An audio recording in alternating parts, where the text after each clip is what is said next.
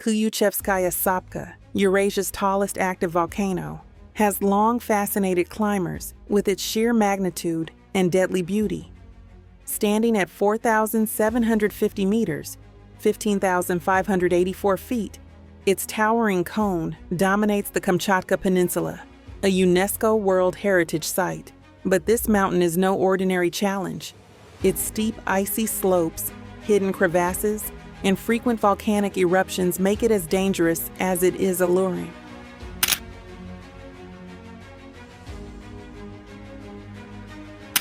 On August 30th, 2022, an ambitious group of climbers set out to conquer Klyuchevskaya Sopka.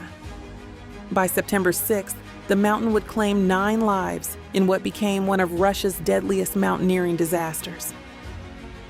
Poor preparation, critical misjudgments, and the mountain's unforgiving conditions turned their dream into a nightmare.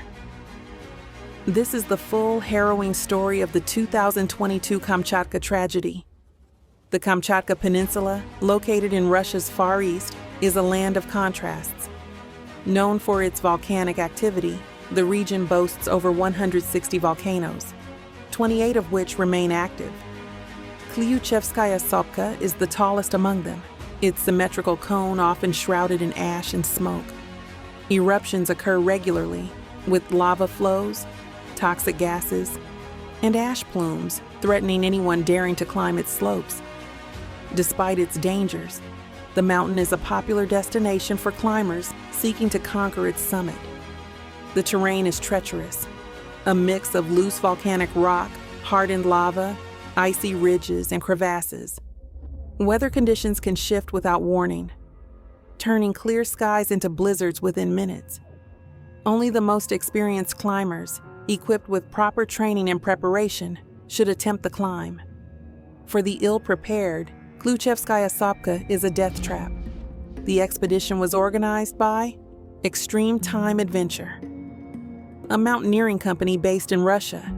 The team comprised 12 climbers, 10 clients from across Russia and 2 experienced guides, Andrey Mashchenkov and Ivan Alabugin.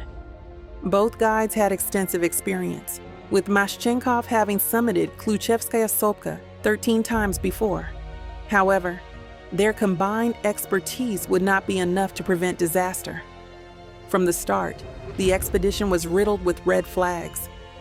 Extreme Time Adventure failed to secure official permits for the climb, a legal requirement due to the mountain's proximity to classified military zones. This oversight would complicate rescue operations later. Additionally, the acclimatization process was rushed, leaving climbers unprepared for the high-altitude conditions. Several participants had booked return flights, pressuring the guides to accelerate the timeline. The group members were strangers, meeting for the first time at the volcano's base. Among them were Anastasia Yushachova, a novice climber, and Roman Averin, who struggled during the early acclimatization climbs. Both exhibited symptoms of altitude sickness, including headaches, nausea, and fatigue. Despite their evident struggles, the guides allowed them to continue the ascent, prioritizing their clients' participation over safety. On August 30th, the team began their climb. The first few days were uneventful, as they established base camp at 1,435 meters and then ascended to a volcanologist's hut at 3,300 meters. This hut served as their staging ground for the summit push. Over the next few days, the climbers undertook short acclimatization climbs to higher altitudes before returning to the hut. However, the rush schedule meant they were not adequately adapted to the thin air and extreme conditions. On September 3rd, the climbers left the hut for their summit attempt.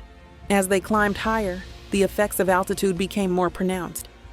By the time they reached 4,000 meters, Anastasia and Roman were too weak to continue. Both were pale, exhausted, and struggling to breathe. Recognizing the severity of their condition, Ivan decided to escort them back to the hut. This left Andrey as the sole guide for the remaining 9 climbers, an alarmingly risky decision given the conditions ahead. To navigate the icy slopes near the summit, Andrey tied the 9 climbers together with a single rope.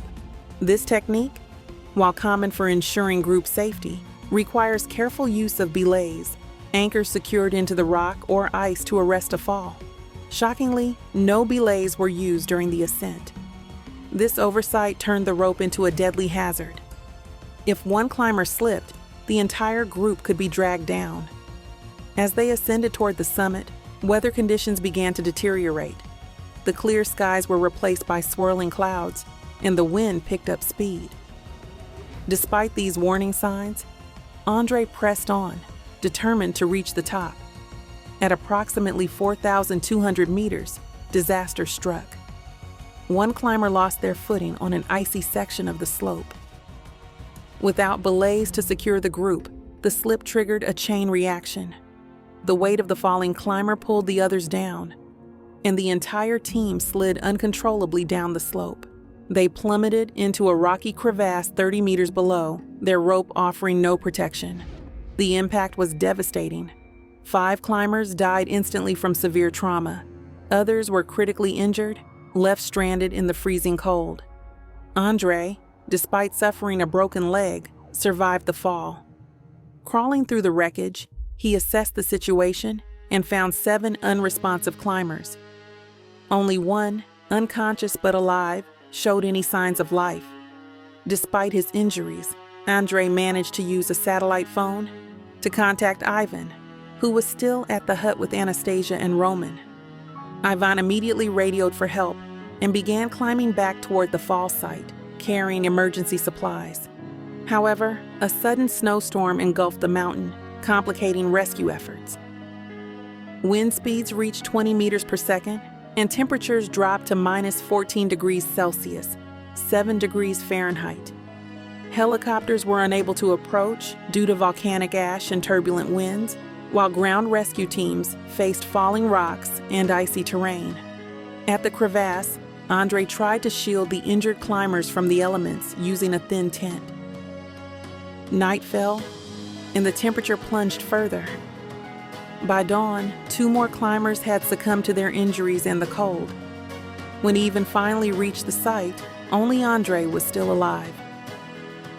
The 2 men spent the night together, huddled against the freezing wind. Tragically, Andrey passed away in the early hours of September 4th. Over the next 2 days, rescue teams battled the storm to retrieve the survivors and recover the bodies. On September 6th, the weather cleared enough for a helicopter to evacuate Ivan, Anastasia, and Roman from the hut.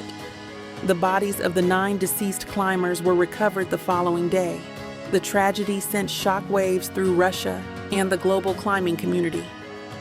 Questions arose about the decisions made by the guides and the practices of extreme time adventure.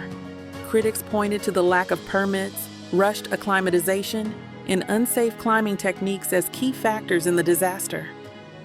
A criminal investigation was launched into extreme time adventure, with Andrey Stepanov, the company's owner, and Ivan Alabugin charged with manslaughter. The investigation revealed that the guides had failed to follow basic safety protocols, including the use of belays and proper acclimatization procedures. Stepanov was also criticized for allowing inexperienced climbers to attempt such a dangerous ascent. In November 2023, Stepanov was convicted of negligence, leading to the deaths of multiple climbers, and sentenced to 4 years in prison. While some argued that the harsh conditions of the mountain were beyond human control, others viewed the sentencing as a necessary step to enforce safety standards in commercial mountaineering. The 2022 Kamchatka tragedy is a sobering reminder of the risks involved in high-altitude mountaineering. It highlights the importance of thorough preparation, proper safety measures, and accountability in guiding companies. For the families of the 9 climbers who lost their lives, the pain endures as a stark testament to the consequences of human error and nature's unforgiving power. If you liked the video, don't forget to like, share, and subscribe to our channel.